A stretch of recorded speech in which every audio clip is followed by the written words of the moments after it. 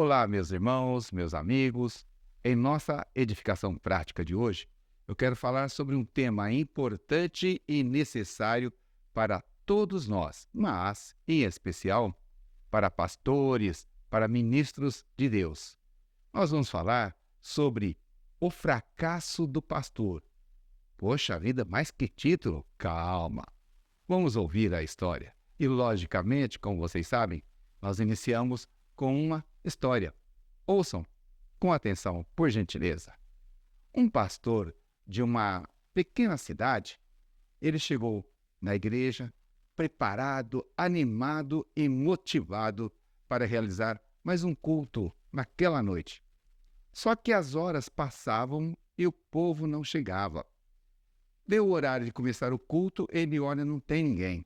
Depois de uns 15 minutos de atraso, entraram 3 crianças. Ele ficou aguardando mais um pouco. Depois de mais 20 minutos, entraram 2 jovens. Aí o pastor falou, com 25 minutos de atraso não tem jeito, eu vou começar o culto com 5 irmãos mesmos. E começou o culto. E vambora. Canta, falar como se tivesse a igreja cheia. No decorrer do culto entrou um casal que sentou nos últimos assentos da igreja. O pastor continuou o culto e quando ele fazia a leitura bíblica, preparando para iniciar a mensagem daquela noite, entrou mais um senhor com as roupas sujas e com uma corda, um pedaço de corda nas mãos. Mesmo desapontado e sem entender o porquê do fracasso do povo naquele dia, o pastor conduziu o culto animado e pregou com uma dedicação e um zelo assim, tremendo, imenso, muito animado mesmo. Quando ele voltava para casa, ele foi assaltado e espancado por 2 ladrões, que levaram a sua pasta, onde havia a sua Bíblia, e no meio dela estava o sermão, e outros pertences de valor.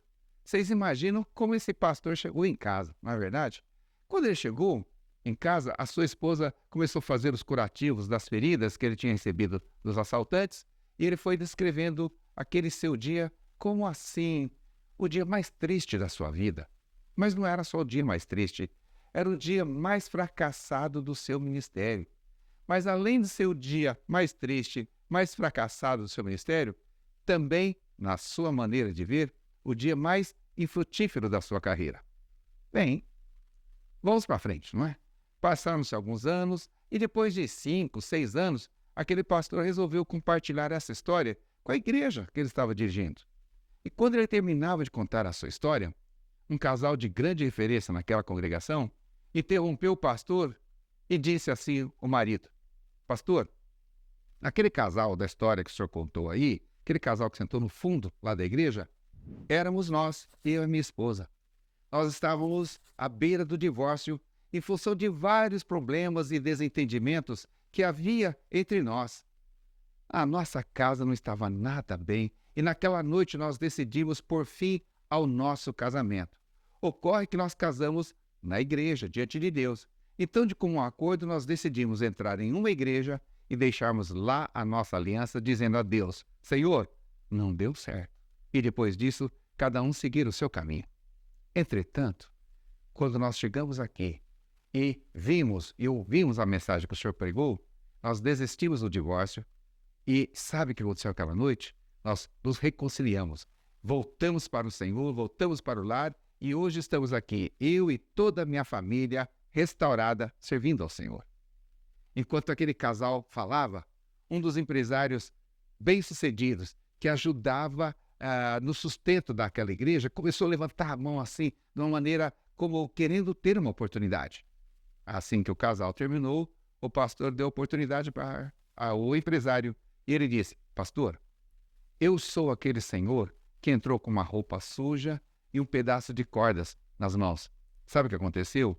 Eu estava à beira da falência, perdido nas drogas, tinha perdido minha esposa, meus filhos, eles tinham ido embora e eu estava com dívida para todo lado e também, em função das drogas, da depressão e tudo, eu estava muito agressivo.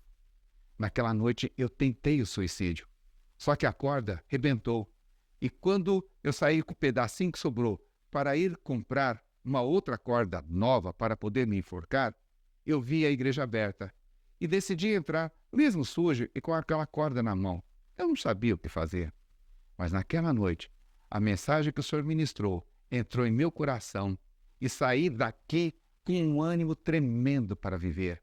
Hoje estou livre das drogas, a minha família voltou para casa e eu me tornei o maior empresário deste vilarejo, desta comunidade que nós estamos.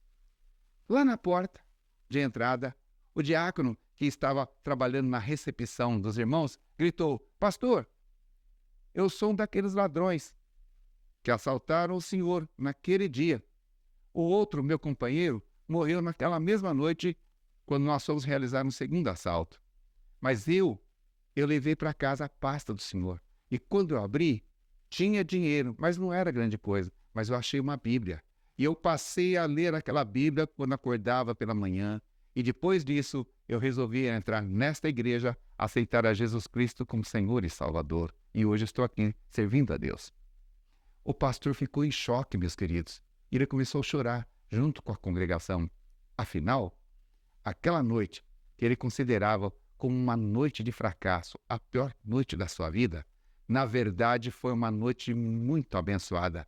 Talvez, digo eu, a noite mais abençoada da vida daquele pastor. Para concluir, pense com muito carinho sobre isso.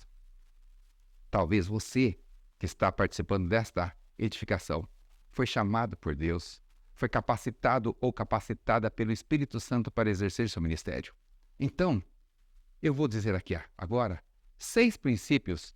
Presta muita atenção e veja o que Deus tem para dizer para você.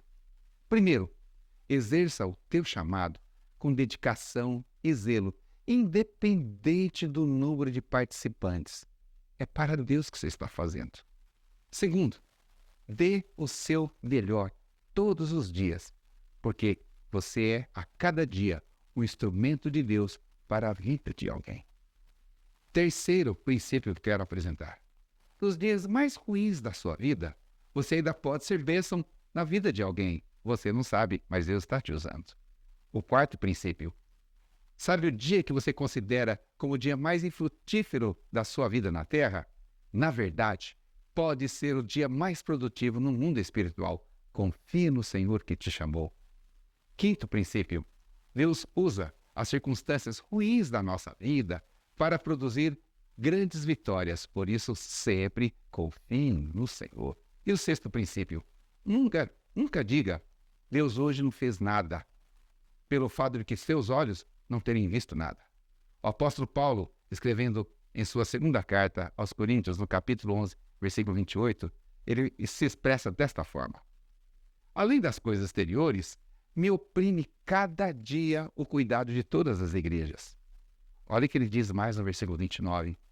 Quem enfraquece, que eu também não enfraqueça? Quem se escandaliza, que eu não me abrase? Pois é, meus queridos, faz parte da nossa missão.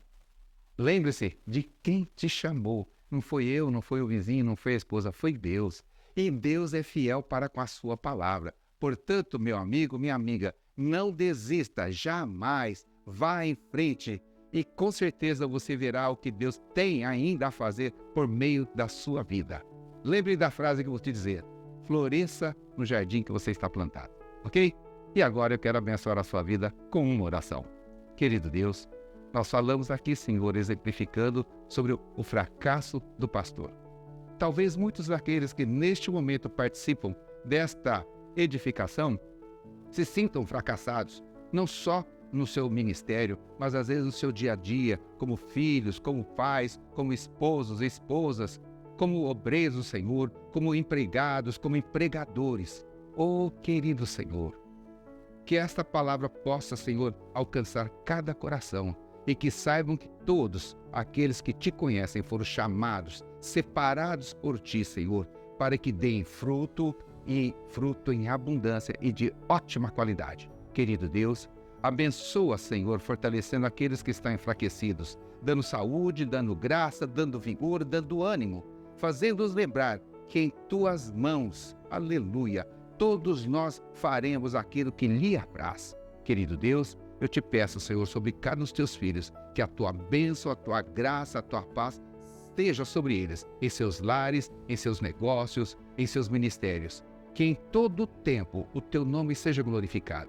Se há alguém doente, que seja curado em nome de Jesus. Se há alguém entristecido, se há alguém, Senhor, neste momento com depressão, desanimado, que sejam renovados no nome de Jesus. E que em tudo possamos dar-te glória, honra e louvor, porque a ti pertence tudo isto. É a nossa oração, é a nossa gratidão no nome de Jesus, que vive e reina para todo sempre. Amém e amém. Meus queridos, eu vos peço mais uma vez, se você ainda não está inscrito neste canal, se inscreva, dá o seu like, faça seus comentários e também divulgue para pelo menos 10 pessoas para que esta edificação tenha um maior alcance. Você com certeza revigora, anima e dá prosseguimento a este ministério, ok? Que Deus abençoe em Cristo Jesus a cada um de vocês e aqueles que vos cercam. Tenha uma excelente semana e até uma próxima oportunidade, se assim Deus nos permitir.